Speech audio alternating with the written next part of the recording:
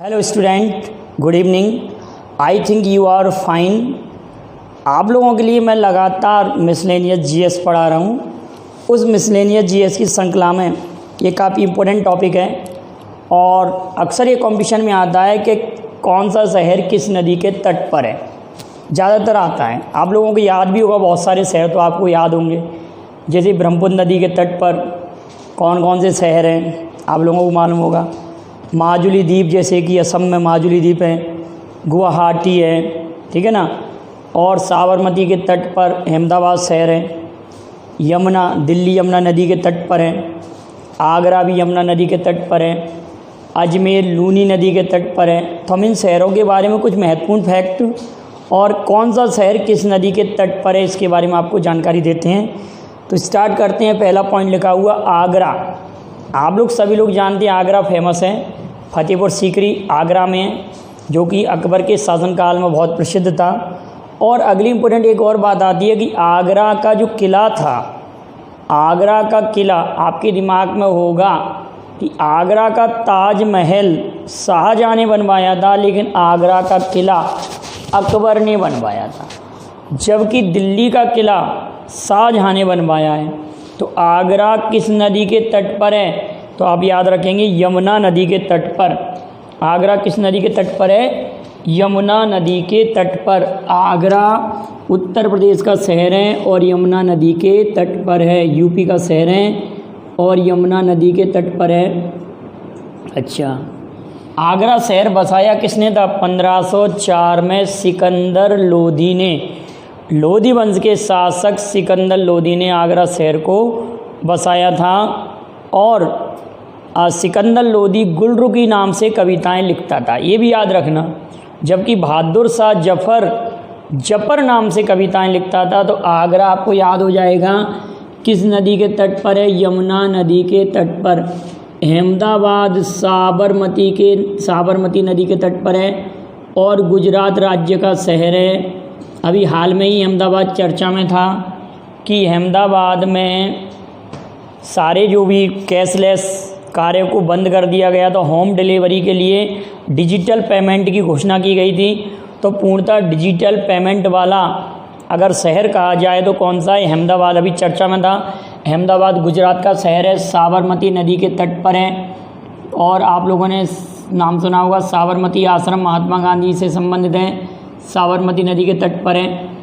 यहाँ पर ये मैंने लिखा रुद्रकर्ण विष्णुदेव अभिनंदन, इनको हम बाद में समझते हैं, ठीक है ना, इसको हम बाद में लिख लेंगे। रुद्रप्रयाग क्या है, कर्णप्रयाग क्या है। औरंगाबाद महाराष्ट्र का शहर है। आप सभी लोग जानते हैं औरंगाबाद के बारे में कि औरंगाबाद में औरंगजेब का मकबरा भी है। औरंगजेब का मकबरा है और औरंगजेब की पत्नी राबिया दुरानी, जिसको हम बीबी का मकबरा कहते हैं और दक्षिण का ताजमहल कहते हैं, और ताजमहल की फूहड़ नकल भी कहते हैं बीबी के मकबरे को। तो औरंगाबाद में और महाराष्ट्र में ये काउम नदी के तट पर है। औरंगाबाद के जो छत्रपति संभाजी एयरपोर्ट नाम रखा है औरंगाबाद की एयरपोर्ट का नाम। तो औरंगाबाद का किस नदी के तट पर है? औरंगाबाद काउम नदी के तट पर है। औरंगाबाद काउम नदी के तट पर। आप अगली बात याद रखेंगे, कोलकाता ये पश्चिम बंगाल की राजधानी कलकत्ता या कोलकाता, और ये भारत की राजधानी भी रह चुका है। दिल्ली से पहले भारत की राजधानी कौन सा शहर था? कलकत्ता। 1911 में घोषणा हुई थी और 12 में दिल्ली राजधानी बनी थी। दिल्ली दरबार में दिल्ली को राजधानी बनाने की घोषणा हुई थी 1911 में, और 12 में कलकत्ता के बाद भारत की राजधानी नई दिल्ली या दिल्ली बनाई गई थी। तो कलकत्ता भारत की प्राचीन राजधानी था। और आप एक बात और याद रखेंगे कि आज़ादी से पहले भारतीय राष्ट्रीय कांग्रेस के सर्वाधिक अधिवेशन कलकत्ता में ही हुए थे। जब राष्ट्रीय गान राष्ट्रीय गीत भी गाया गया तो वो भी कलकत्ता अधिवेशन में ही गाया गया। सरोजनी नायडू नहीं, एनी बेसेंट की अगर बात करें तो कलकत्ता अधिवेशन में ही अध्यक्ष बनी थी, कांग्रेस की पहली महिला अध्यक्ष। तो कोलकाता किस नदी के तट पर है? हुगली नदी के तट पर है। कोलकाता हुगली नदी के तट पर है और किस राज्य में है? पश्चिम बंगाल राज्य में है। हुगली नदी के तट पर है कोलकाता शहर, याद रखेंगे बेटा आप लोग कोलकाता को। और कोलकाता में जल मेट्रो की शुरुआत हुई है, कटक उड़ीसा में है और महानदी के तट पर है। कटक कहाँ पर? उड़ीसा में है और महानदी के तट पर है। उड़ीसा का शहर है, महानदी के तट पर है। और कटक के बारे में आप याद रखेंगे, राष्ट्रीय चावल अनुसंधान संस्था कटक में है। और सुभाष चंद्र बोस का जन्म भी 23 जनवरी 1897 को कटक में हुआ था। इतनी बात क्लियर है। कटक। गुवाहाटी के बारे में आप जानते हैं, असम का शहर है और गुवाहाटी ब्रह्मपुत्र नदी के तट पर है। और अभी हाल में ही 65वां फिल्म फेयर अवार्ड की जो घोषणा हुई थी वो गुवाहाटी में ही हुई थी, मतलब गुवाहाटी में ही ऐसा हुआ था 65वें फिल्म फेयर। तो गुवाहाटी असम का शहर और ब्रह्मपुत्र नदी के तट पर है। ब्रह्मपुत्र नदी के आप लोगों को नाम मालूम है। ब्रह्मपुत्र को हम सांगपो, दियंग, ब्रह्मपुत्र इतने नामों से जानते हैं। अगली बात, हरिद्वार उत्तराखंड का शहर है और गंगा नदी के तट पर है। एक ऐसा शहर भी है जहाँ पर कुंभ का मेला भी लगता है हरिद्वार में। अभी हम कुंभ के मेले वाले भी चारों शहरों को याद कर लेंगे। हरिद्वार, हर की पौड़ी नामक स्थान प्रसिद्ध है, गंगा नदी। कानपुर उत्तर प्रदेश का शहर है और गंगा नदी के तट पर है। ये सूती वस्त्रों के लिए प्रसिद्ध है, गंगा नदी तट पर है। नासिक, यहाँ पर भी कुंभ का मेला लगता है। ये गोदावरी नदी, नासिक महाराष्ट्र और गोदावरी नदी के तट पर है। नासिक महाराष्ट्र और गोदावरी नदी। पणजी आप याद रखेंगे, गोवा की राजधानी पणजी ये मांडवी नदी के तट पर है। किस शहर की राजधानी है? गोवा की राजधानी है। और ये किस नदी के तट पर है? मांडवी, आप याद रखेंगे मांडवी नदी।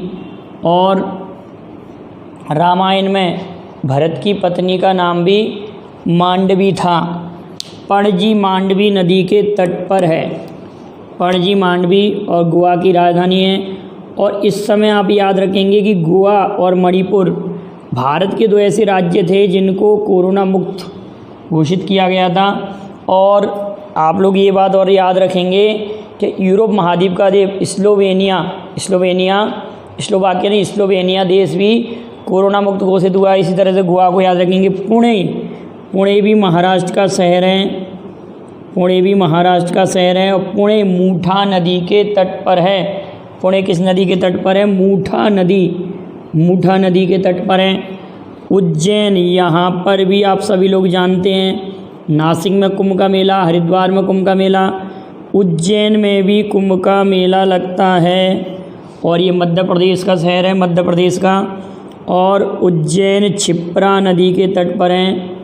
क्षिप्रा को मालवा की गंगा भी कहते हैं। क्षिप्रा को मालवा की गंगा भी कहा जाता है। श्रीनगर, ये जम्मू कश्मीर में है।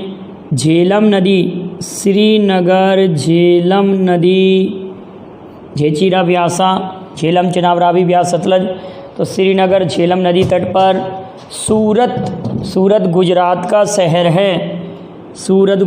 शहर है और ताप्ती नदी के तट पर स्थित है। ताप्ती, आप लोग सभी लोग जानते हैं। उकाई परियोजना भी ताप्ती नदी के तट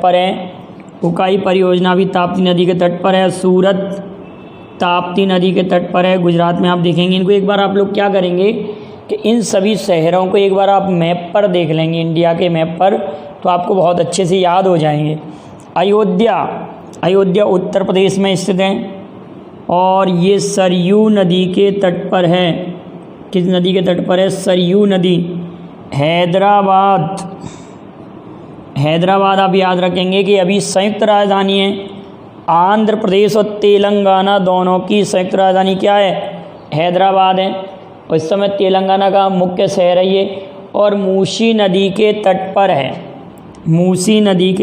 है। तेलंगाना लिख सकते हैं हम। तेलंगाना के बारे में आप जानते हैं कि यह आंध्र प्रदेश से अलग हुआ था और आंध्र प्रदेश 1953 में भाषा के आधार पर गठित भारत का पहला राज्य था और ये तेलंगाना आंध्र प्रदेश से अलग हुआ था और 2 जून 2014 को अलग हुआ था।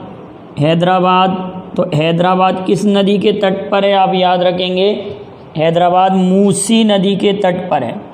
हैदराबाद मूसी नदी के तट पर है। 4 मीनार कहाँ पर स्थित हैं, हैदराबाद। कुतुब मीनार कहाँ है, नई दिल्ली। तो हमारे पास ये 3 शहर भी ऐसे हो गए हैं जहाँ पर, चौथा शहर हमारे पास इलाहाबाद आ रहा है जहाँ कुंभ का मेला है। कोटा राजस्थान का प्रसिद्ध शहर है जो कि चंबल नदी के तट पर है और आप सभी लोग जानते हैं चंबल पर 3 प्रमुख बांध हैं, राणा सागर, प्रताप सागर और गांधी सागर। राणा सागर, प्रताप सागर, गांधी सागर। तो राणा सागर और प्रताप सागर दोनों जो बांध हैं वो हमारे कहाँ पर हैं, राजस्थान में। और गांधी सागर बांध मध्य प्रदेश में मंदसौर में, चंबल नदी पर। चंबल पर 3 बांध याद रखेंगे। तो कोटा राजस्थान चंबल नदी के तट पर है। इलाहाबाद के बारे में थोड़ा सा सुनेंगे आप लोग कि इलाहाबाद का प्राचीन नाम प्रयागराज था। प्रयागराज तीर्थ कहते थे। इलाहाबाद को ईश्वर का निवास स्थान भी कहते हैं। और एक बात और आप लोग ध्यान रखेंगे कि इसको इलाहाबाद नाम अकबर ने दिया था, सम्राट अकबर ने दिया था। एक बात और, वर्तमान में इसका नाम पुनः प्रयागराज कर दिया है और यह गंगा, यमुना और सरस्वती के संगम पर है। किसके संगम पर, गंगा, यमुना और सरस्वती के संगम पर इलाहाबाद। और ये उत्तर प्रदेश का शहर है और गंगा, यमुना, सरस्वती के संगम पर हैं। गंगा, यमुना और सरस्वती, यमुना नहीं यमुना, गंगा, यमुना, सरस्वती के संगम पर ये बसा हुआ है इलाहाबाद। इतनी बातें हमने याद की, इतने शहरों के बारे में इतनी महत्वपूर्ण बातें, आप इनको बेहतर से तैयार करें। अभी हम इनके बारे में चर्चा करते हैं, लेकिन उससे पहले हमने आप लोगों के लिए प्रयाग लिखे थे। एक लिखा था रुद्र, कर्ण, देव, विष्णु और नंद प्रयाग, ऋषि प्रयाग या नंद प्रयाग। ये हमने 5 प्रयाग लिखे थे। ये सभी उत्तराखंड में ही स्थित है। केवल प्रयाग उत्तर प्रदेश में है। जो 5 प्रयाग, रुद्र प्रयाग, रुद्र आप याद रखेंगे, इसमें हमने एक ट्रिक बनाई थी। रुद्र प्रयाग को याद करने की आप लोगों की ट्रिक बनाई थी कि रुद्र प्रयाग को मैं ऐसे याद कर सकते हैं, सभी में अलकनंदा तो कॉमन नदी है। तो रुद्र हम ये कहते हैं कि मंदाकिनी, पहले फिल्मों में एक रोल जो थे उसके वो ठीक नहीं थे तो उसको देखकर क्रोध आता था लोगों को। तो रुद्रप्रयाग अलकनंदा और मंदाकिनी नदी के तट पर। तो आप याद रखेंगे मंदाकिनी नदी के लिए याद रखने ना, मंदाकिनी। और मंदाकिनी नदी अभी एक जगह और आएगी, केदारनाथ में भी मंदाकिनी नदी आएगी, यहाँ पर भी मंदाकिनी नदी आएगी,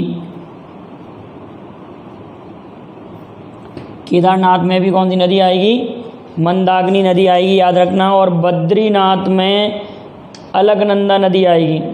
केदारनाथ में मंदाकिनी नदी और बद्रीनाथ में अलकनंदा नदी। तो कहने का अर्थ आप इन दोनों को याद रख लेंगे।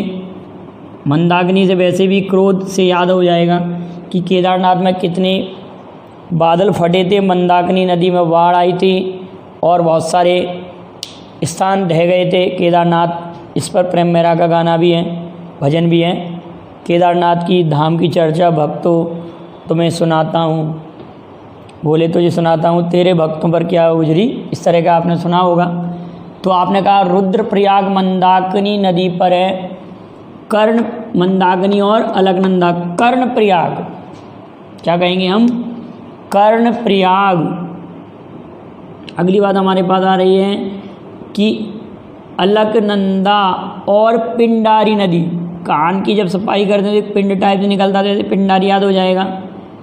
अब हमारे पास है देवतुल्य, देव प्रयाग, अलकनंदा और भगीरथी, भगीरथी कि भगीरथी प्रयाग किसने किया था? जो गंगा को लेके आए थे, विष्णु प्रयाग, अलकनंदा और धौली गंगा, नंद प्रयाग, अलकनंदा और ऋषि गंगा, ठीक है ना। तो इस तरह से विष्णु प्रयाग भी याद हो गया। विष्णु प्रयाग क्या है? विष्णु प्रयाग अलकनंदा और धौली गंगा, लिखते चलिए आप साथ साथ। देव प्रयाग, अलकनंदा और भागीरथी। MPPSC का क्वेश्चन है कि अलकनंदा और भागीरथी के संगम पर कौन सा प्रयाग है? देव प्रयाग। मैप के माध्यम से ज़्यादा ईजी से याद हो जाती हैं। अगला हमारा पॉइंट है जबलपुर। जबलपुर मध्य प्रदेश का शहर है। मध्य प्रदेश उच्च न्यायालय का मुख्यालय कहाँ पर है? आप सभी लोग जानते हैं, यहीं पर है ना, जबलपुर में। और खंडपीठ कहाँ पर है? ग्वालियर और इंदौर में। तो जबलपुर में मुख्यालय, मुख्य पीठ है। तो जबलपुर नर्मदा नदी के तट पर है। मदुरई कहाँ का शहर है? आप सभी लोग जानते हैं। मदुरई में मीनाक्षी मंदिर भी है, तमिलनाडु का शहर है। और ये नर्मदा लिख दें यहाँ पर, MP का शहर और नर्मदा नदी। मदुरई तमिलनाडु का शहर है और यहाँ पर मीनाक्षी मंदिर है। बैगई तिरुचिनापल्ली, आप याद रखना, तिरुचिनापल्ली ये भी तमिलनाडु का शहर है। और कावेरी नदी है, तमिलनाडु का शहर है और नदी है हमारे पास कावेरी, ये भी तमिलनाडु का शहर है और नदी है कावेरी। तमिलनाडु का शहर है, नदी है कावेरी। जौनपुर आप सभी लोग जानते हो, उत्तर प्रदेश का शहर है और गोमती नदी है, UP का शहर है और नदी हमारे पास गोमती नदी। पंढरपुर महाराष्ट्र का शहर है और भीमा नदी है, महाराष्ट्र का है और भीमा नदी है। डिब्रूगढ़ असम का शहर है और ब्रह्मपुत्र नदी। अब हमारे पास लिखा संबलपुर, उड़ीसा, महानदी। संबलपुर को कई बार भूलते हैं, याद रखना आप, उड़ीसा का शहर है और महानदी, ये इम्पोर्टेंट है। एक श्रीरंगपट्टनम, आप सभी लोग जानते हैं, चतुर्थ आंग्ल मैसूर युद्ध में श्रीरंगपट्टनम में टीपू सुल्तान की मृत्यु हुई थी और ये कावेरी नदी पर है और कर्नाटक राज्य में है और कावेरी नदी तट पर है। विजयवाड़ा आप कहेंगे कि विजयवाड़ा आंध्र प्रदेश में कृष्णा नदी के तट पर है। कृष्णा नदी आंध्र प्रदेश और कृष्णा नदी। दिल्ली यमुना नदी। फिरोजपुर, आप अच्छे से याद रखेंगे, फिरोजपुर कई बार पूछा गया है। पंजाब में सतलज नदी, पंजाब का शहर है और सतलज नदी।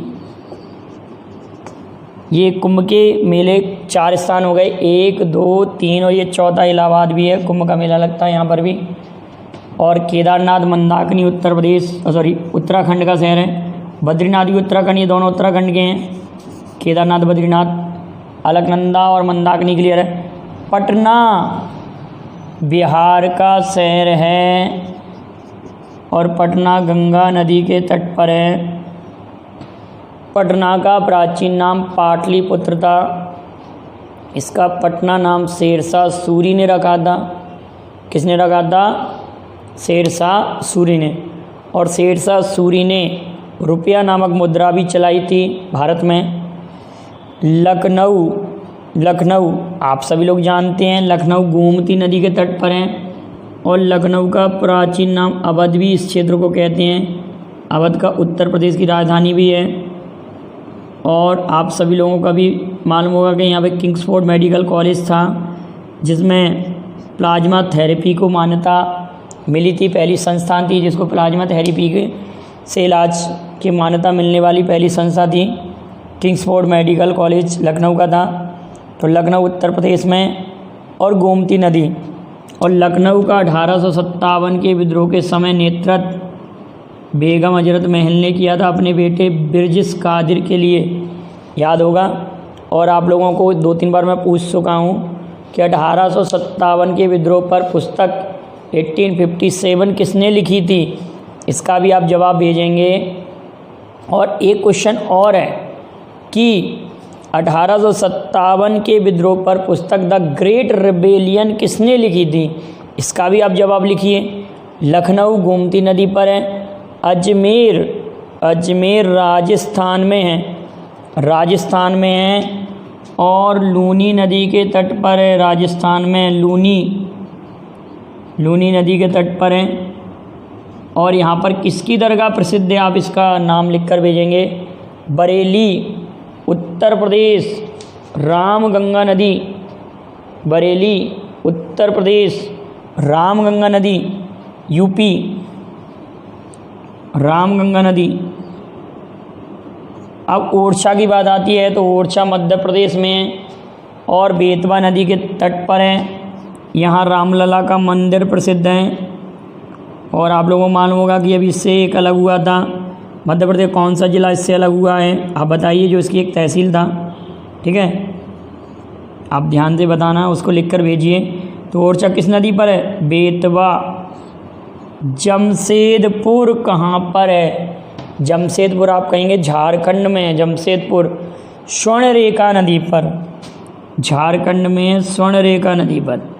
और ऐसा कहा जाता है कि स्वर्णरेखा नदी में सोने के कण मिलते हैं, जब इसको छाना जाता है इसके कंकड़ों को तो सोना मिलता है, इसलिए इस नदी का नाम स्वर्णरेखा नदी है, झारखंड में। वाराणसी या बनारस ये उत्तर प्रदेश का शहर है और ये इसको भी हम क्या कह सकते हैं, गंगा नदी के तट पर, गंगा। क्लियर है। और वाराणसी में आप लोगों को मालूम होगा कि भगवान शंकर का एक ज्योतिर्लिंग भी स्थित है, जैसे कि हमारे मध्य प्रदेश में 2 हैं, उज्जैन में हैं और इसी तरह बनारस में भी ज्योतिर्लिंग स्थित है। तो इस तरह से ये प्रमुख शहर और उनकी नदियाँ, उन शहरों के बारे में महत्वपूर्ण जानकारी और कर्णप्रयाग, रुद्रप्रयाग, इन सब के बारे में मैंने जो जानकारी दी, आपको कैसी लगी आप कमेंट में मुझे जवाब भेजिए। और वीडियो को लाइक शेयर कीजिए, चैनल को सब्सक्राइब कीजिए। Thank you very much. जय हिंद, जय भारत।